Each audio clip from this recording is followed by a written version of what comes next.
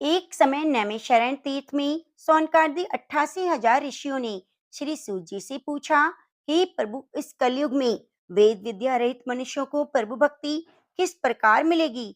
उनका उद्धार कैसे होगा? इसलिए हे मुनि श्रेष्ठ, कोई ऐसा तप कहिए जिससे थोड़े समय में पुण्य प्राप्त हो जाए, मनवांछित फल मिले। यह कथा सुनने की हमारी इच्छा है।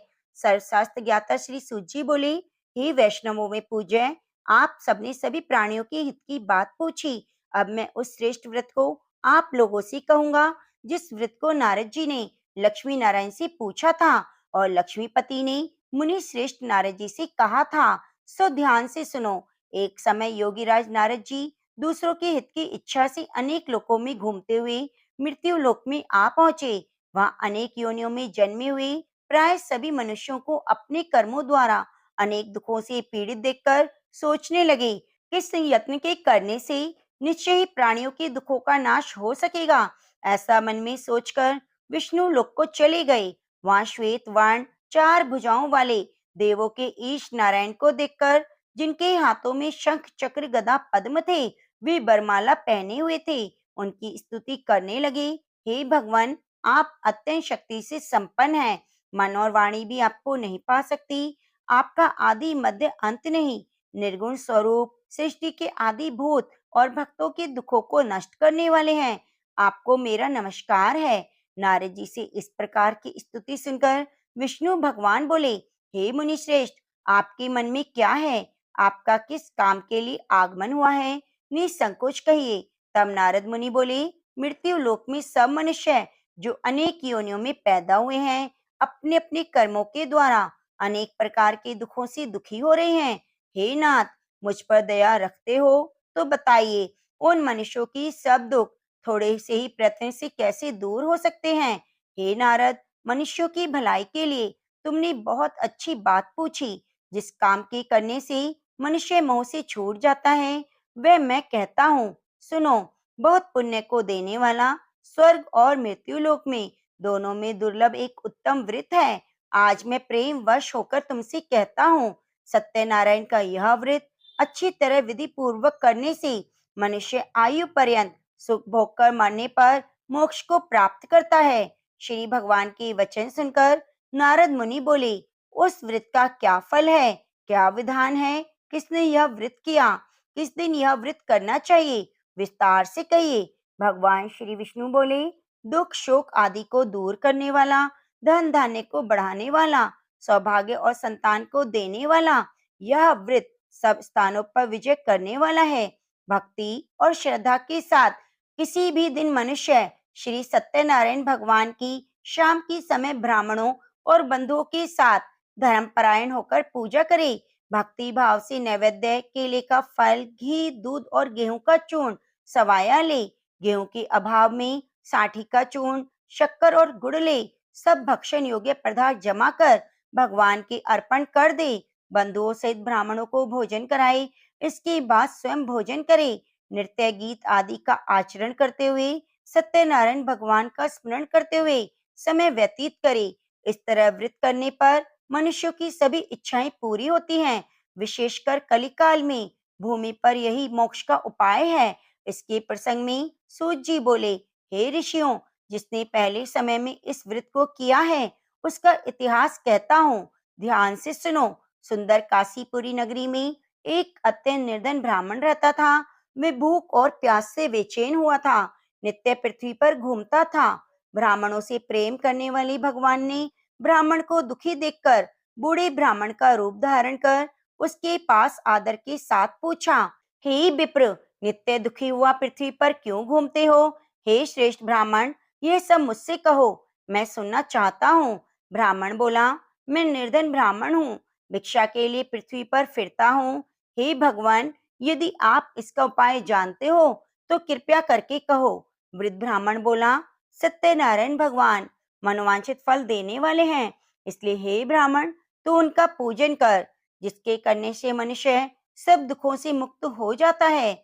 ब्राह्मण को व्रत का सारा विधान बतलाकर बूढ़े ब्राह्मण का रूप धारण करने वाले सत्यनारायण भगवान अंतर ध्यान हो गए। जिस व्रत को वृद्ध ब्राह्मण ने बताया, मैं उसको करूंगा, यह निश्चय करने पर उसे रात में नींद भी नहीं आई। वह सवेरे उठकर सत्यनारायण के व्रत का निश्चय करके भिक्षा के लिए चला गया। उस दिन उसको भिक्षा में बहुत धन मिला, जिससे बंधु बांधवों के साथ उसने सत्यनारायण भगवान का व्रत किया। इसके करने से वह ब्राह्मण सब दुखों से छूटकर अनेक प्रकार की संपत्तियों से युक्त हो गया। उस समय से वह ब्राह्मण हर मास व्रत करने लगा। इस तरह सत्यनारायण भगवान के व्रत को जो करेगा, वह पापों से छूटकर मोक्ष को प्राप्त होगा। आगे जो पृथ्वी पर सत्यनारायण का व्रत करेगा, वह मनुष्य सब दुखों से छूट जाएगा। सूत जी ऋषियों से बोले, इस तरह नारद जी ने नारायण का कहा हुआ यह व्रत मैंने तुमसे कहा। हे विप्रो, अब मैं और क्या कहूँ? तब ऋषि बोले, हे मुनीश्वर, संसार में इस ब्राह्मण से सुनकर किस किसने इस व्रत को किया, यह हम सब सुनना चाहते हैं। इसके लिए हमारे मन में बहुत श्रद्धा है। सूत जी बोले, हे मुनियों, जिस जिसने इस व्रत को किया है, वह सब सुनो। एक समय एक ब्राह्मण धन और ऐश्वर्य के अनुसार बंधु बांधवों के साथ व्रत करने को तैयार हुआ। उसी समय एक लकड़ी बेचने वाला बूढ़ा आदमी आया। बाहर लकड़ियों को रखकर ब्राह्मण के मकान में गया। प्यास से दुखी लकड़हारा उसको व्रत करते देखकर ब्राह्मण को नमस्कार करके कहने लगा, आप यह क्या कर रहे हैं? इसके करने से क्या फल मिलता है? कृपया करके मुझसे कहिए। ब्राह्मण ने कहा, सब मनोकामनाओं को पूरा करने वाला ये सत्यनारायण भगवान का व्रत है। इसकी ही कृपा से मेरे यहाँ धन धान्य आदि की वृद्धि हुई है। ब्राह्मण से इस व्रत के बारे में जानकर लकड़हारा बहुत प्रसन्न हुआ। चरणामृत लेकर प्रसाद खाने के बाद अपने घर को गया। लकड़हारे ने अपने मन में इस प्रकार का संकल्प किया कि आज गांव में लकड़ी बेचने से जो धन मिलेगा, उसी से सत्यनारायण भगवान का उत्तम व्रत करूंगा। यह मन में विचार करके वे बूढ़ा आदमी लकड़ियां अपने सिर पर रखकर जिस नगर में धनवान लोग रहते थे, ऐसे सुंदर नगर में गया। उस दिन वहां उसे लकड़ियों का दाम पहले दिनों से चौगुना मिला। तब वह बूढ़ा लकड़हारा दाम लेकर और अति प्रसन्न होकर पक्के केले की फली, शक्कर, घी, दूध, दही, गेहूं का चूर्ण इत्यादि सत्यनारायण भगवान की कुल सामग्रियों को लेकर घर आ गया। फिर उसने अपने भाइयों को बुलाकर विधि के साथ भगवान का पूजन और व्रत किया। उस व्रत के प्रभाव से वह बूढ़ा लकड़हारा धन, पुत्र आदि से युक्त हुआ और संसार के समस्त सुखों को भोगकर वैकुंठ को चला गया।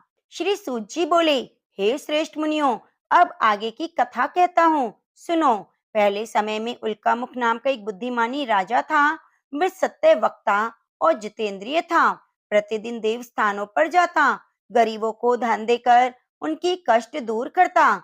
उनकी पत्नी कमल के समान मुख वाली सती साध्वी थी। भद्रशिला नदी के तट पर उन दोनों ने सत्यनारायण भगवान का व्रत किया। उस समय वहां एक साधु वैश्य आया। उसके पास व्यापार के लिए बहुत सा धन था। वह नाव को किनारे पर ठहराकर राजा के पास आ गया। राजा को व्रत करते हुए देखकर विनय के साथ पूछने लगा, हे राजन, भक्ति युक्त चित्त से आप यह क्या कर रहे हैं? मेरी सुनने की इच्छा है, सो आप मुझसे कहिए। राजा बोला, हे साधु, अपने बांधवों के साथ पुत्र आदि प्राप्ति के लिए मां शक्तिवान सत्यनारायण भगवान का यह व्रत और पूजन किया जा रहा है। राजा के वचन सुनकर साधु आदर से बोला, हे राजन, मुझसे इसका सब विधान कहो। मैं भी आपके कथन अनुसार इस व्रत को करूंगा।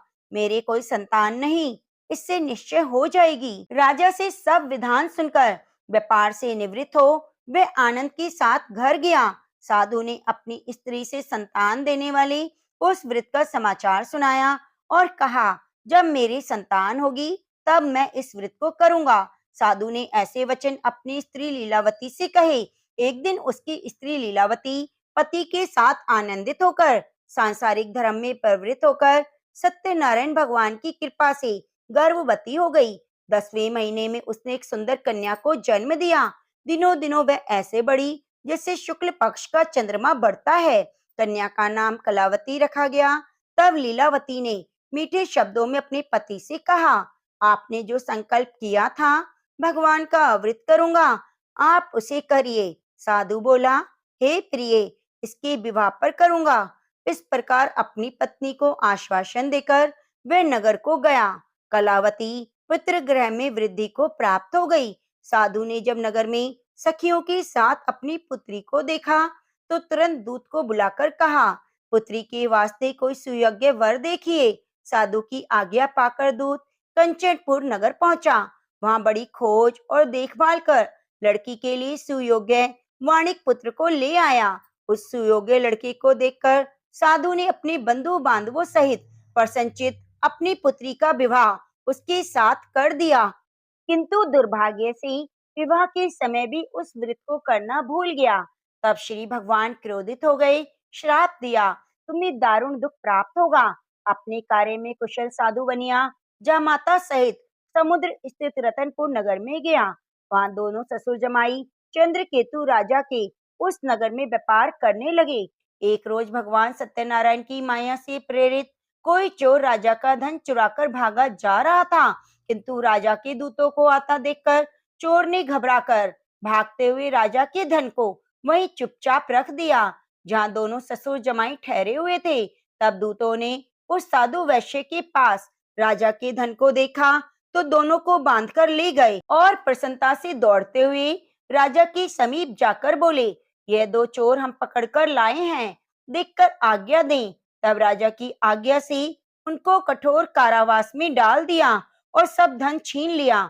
सत्यनारायण भगवान के श्राप के द्वारा उसकी पत्नी भी घर पर बहुत दुखी हुई।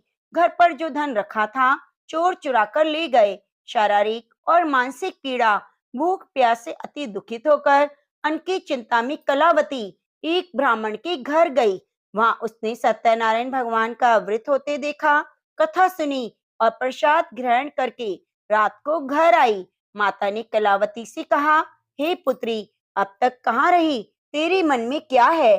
कलावती बोली, हे माता, मैंने एक ब्राह्मण के घर पर सत्यनारायण भगवान का व्रत देखा है।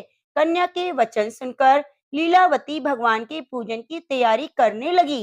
लीलावती ने परिवार और बंधुओं सहित सत्यनारायण भगवान का पूजन किया और वर मांगा, मेरे पति और दामाद शीघ्र आ जाएं। साथ ही प्रार्थना की, हम सबका अपराध क्षमा करो। सत्यनारायण भगवान इस व्रत से संतुष्ट हो गए। राजा चंद्रकेतु को स्वप्न में दर्शन देकर कहा, हे राजन, दोनों वैश्यों को प्रातः ही छोड़ दो। सब धन जो तुमने ग्रहण किया है वह दे दो, नहीं तो मैं तुम्हारा धन, राज्य, पुत्र आदि सब नष्ट कर दूंगा। राजा से ऐसे वचन कहकर भगवान अंतर ध्यान हो गए। प्रातःकाल राजा चंद्रकेतु ने सभा में अपना स्वप्न सुनाया। फिर दोनों वणिक पुत्रों को कैसे मुक्त कर सभा में बुलाया। दोनों ने आते ही राजा को नमस्कार किया। राजा मीठे वचनों में बोले, हे महानुभावों, भाभी वश ऐसा कठिन दुख मिला है, अब कोई भय नहीं। ऐसा कहकर राजा ने उनको नए नए वस्त्र आभूषण पहनाए। जितना धन लिया था दुगना धन देकर आदर सहित विदा किया। दोनों वैश्य अपने घर को चले गए। सूत जी बोले, वैश्य ने मंगलाचार करके यात्रा आरंभ की। अपने नगर को चला। थोड़ी दूर पहुंचने पर दंडी वैश्यधारी सत्यनारायण भगवान ने उनसे पूछा, हे साधु, तेरी नाव में क्या है? अभिमानी वणिक हंसता हुआ बोला, हे दंडी, आप क्यों पूछते हैं? क्या धन लेने की इच्छा है? मेरी नाव में तो बेल पत्ते भरे हैं।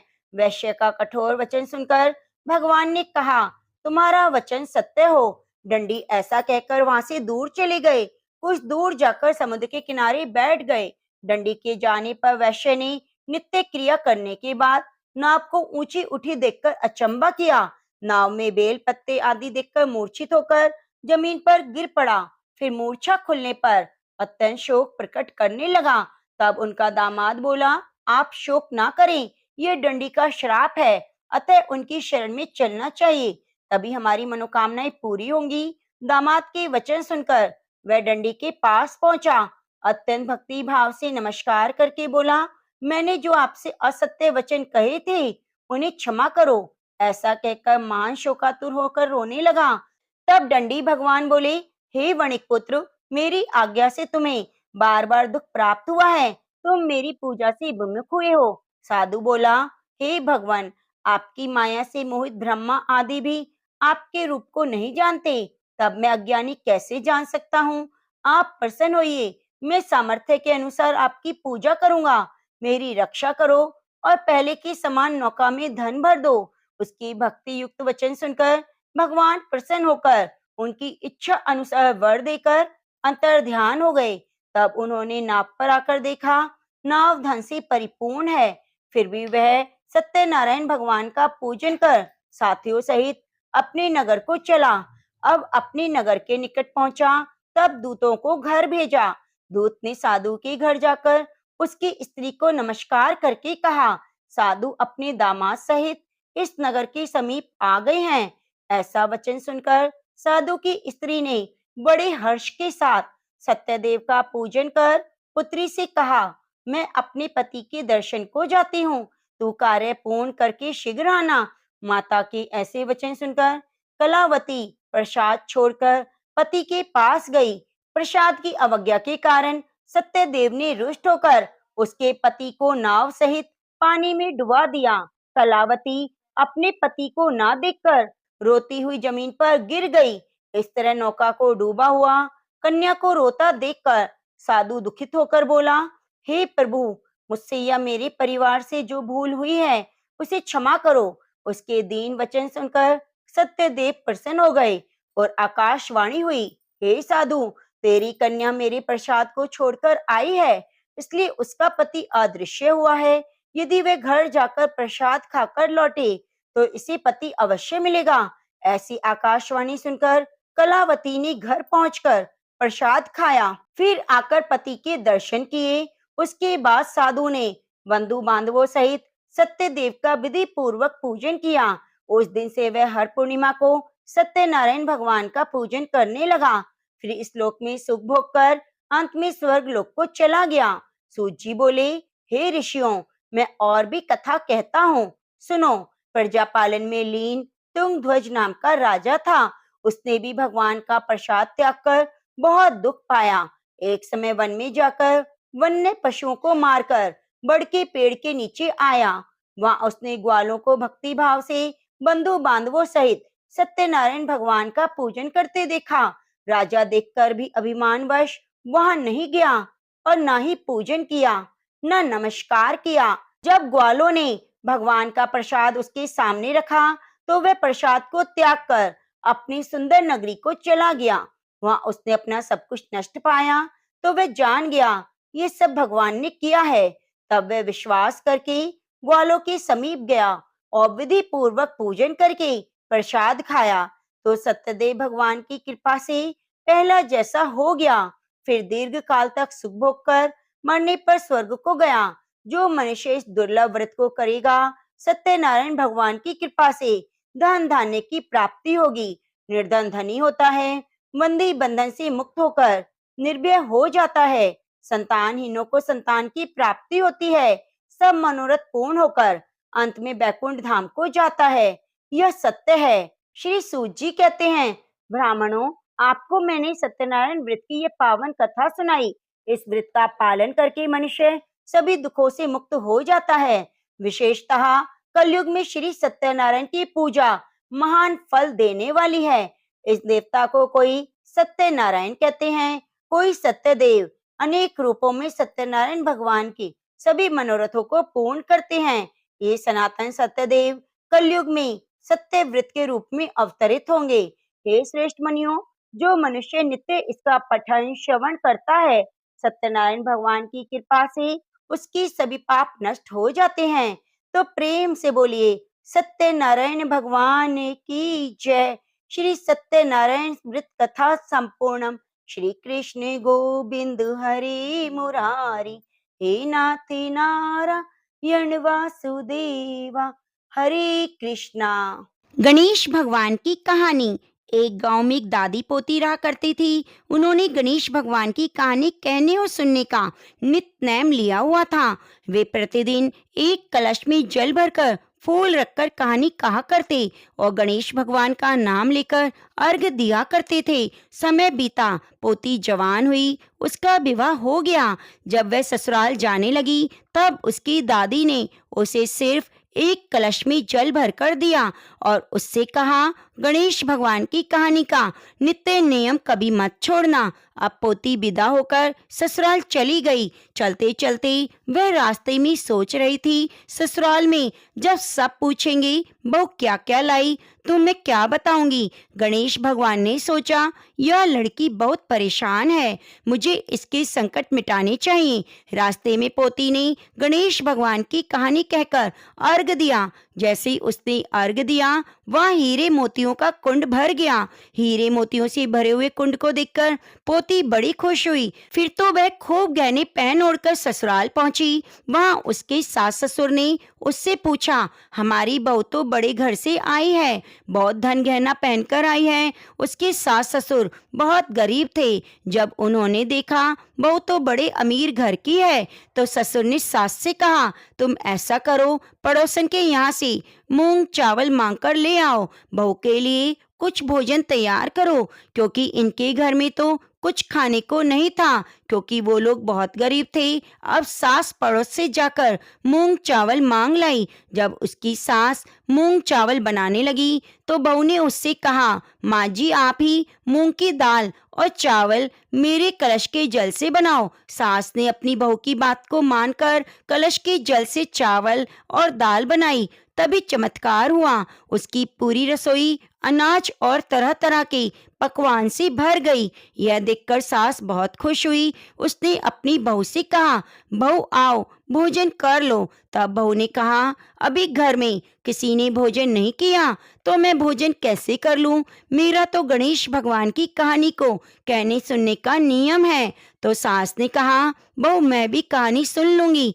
फिर बहू ने कलश में जल भरकर फूल डालकर गणेश भगवान की कहानी कही। तो घर के सभी सदस्यों ने गणेश भगवान की कहानी सुनी। गणेश भगवान की कृपा से उनके घर में अन्न धन के भंडारे भर गए। अब यह देखकर सास और भी खुश हो गई। अब सास खुशी खुशी अपने पूरे मोहल्ले में गणेश भगवान का प्रसाद बांटने गई। तब उसकी पड़ोसन ने कहा, अभी तो तुम्हारे पास कुछ नहीं था, तुम दाल चावल हमारे यहाँ मांगने आई थी, इतनी जल्दी इतना धन कहाँ से आया? तब उसकी सास बोली, मेरी बहू रोज गणेश भगवान के नाम की कहानी कहती है, यह सब उसकी कहानी का प्रताप है। सास की बात सुनकर पड़ोसन को बहुत हैरानी हुई। उसने कहा, मैं भी गणेश भगवान की कहानी सुनूंगी। गणेश भगवान की कहानी कहने सुनने से पड़ोसन के घर में भी धन धान्य भर गया। गणेश जी महाराज, जैसे आपने पोती को दिया वैसे कहानी कहने सुनने वाले सभी भक्तों को देना।